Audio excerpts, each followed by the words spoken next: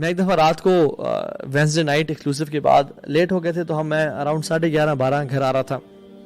تو پیٹرول ڈلوایا میں نے, اور پیٹرول ڈلوانے کے بعد میں واپس گھر جا رہا تھا. تو سمہاؤ کیا ہوا کہ جو راؤنڈ اباؤٹ تھا اس کے کچھ جو سیمنٹڈ بلاکس تھے وہ باہر نکلے ہوئے تھے, اور مجھ سے بھی بے دھیانی ہوئی. I was in focused.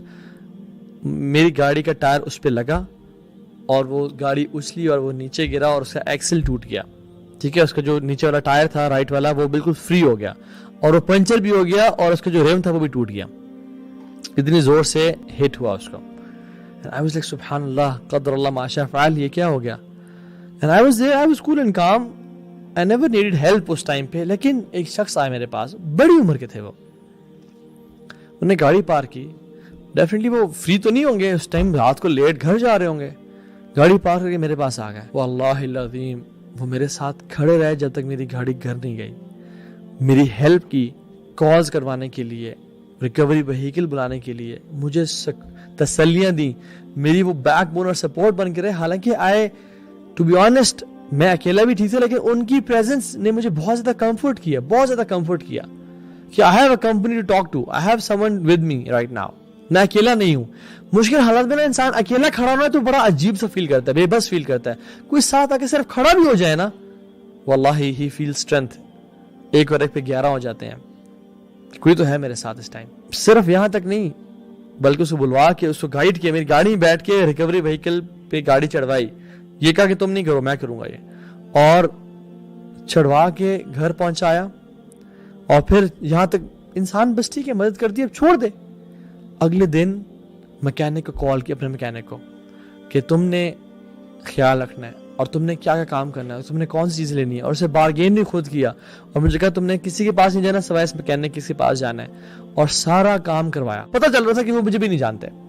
بہت سے لوگ نا آپ کے ساتھ احسان کرتے ہیں because they know you, you have benefited them, یا انہوں نے آپ کے لیکچر سنتے ہیں. ہی نیور نیو می, یہ آپ کو بتا سکتا ہوں. اگلے دن میکینک کو کال کی, اس کے پاس لے کے اسے بارگین کیا, مجھے سارا گائیڈ کیا, ہر ایک گھنٹے بعد, ہاں کام کتنا ہو گیا, اچھا یہ چیز نہیں لینی, وہ لینی ہے. جب تک کہ سارا کام نہیں ہو گیا تب تک وہ ہیلپ کرتے رہے. And he was on call with me. I was like سبحان اللہ, کتنا نیک اللہ کا یہ بندہ ہے. مجھے اس دن نا صحیح ولی کی ڈیفینیشن پتہ چلی کہ اللہ کے اولیاء کون ہوتے ہیں. وہ بے شک ان کو حدیث یاد نہیں تھی, ان کو قرآن حفظ نہیں تھا, ان کو بہت زیادہ وہ شاید تہجد نہ پڑھتے ہوں, لیکن he was the most beneficial to people. اور یہ ہوتے ہیں اللہ کے اولیاء. اللہ کی میں نے کیا فرمایا, it is more beloved to me to walk with a Muslim for his help than sitting in اعتکاف in my Masjid Nabawi for 1 whole month. Just imagine اللہ کے نبی کا اعتکاف کیسا ہوگا, ان کا قرآن کیسا ہوگا, مسجد نبوی کیسی ہے, اور وہاں میں ایک نماز پڑھنے کا کتنا اجر ہے. اللہ کے یہ فرما رہے ہیں. ہماری پرائرٹیز کدھر ہیں, ہمارے سب کدھر ہے. یس کچھ چیزوں پہ بالکل کمپرومائز نہیں کرنا, نماز پہ نہیں کرنا, فرض نماز کو نہیں چھوڑ سکتے, شرک کسی حالت پہ نہیں کرنا, چاہے ماں باپ بھی کہیں. لیکن آپ فری ہو تو مدد کر دو نا کسی کی. یار پیسے کمانے پیچھے لگے ہوئے ہو, اللہ آپ کی مدد کرے گا. آپ اپنے کھانا کھانا جا رہے ہو, آپ اس کی مدد کر دو. کچھ دیر لیٹ ہو گئے تو کیا ہوا, کچھ نہیں ہوا. So be from those people who are the most beneficial to people.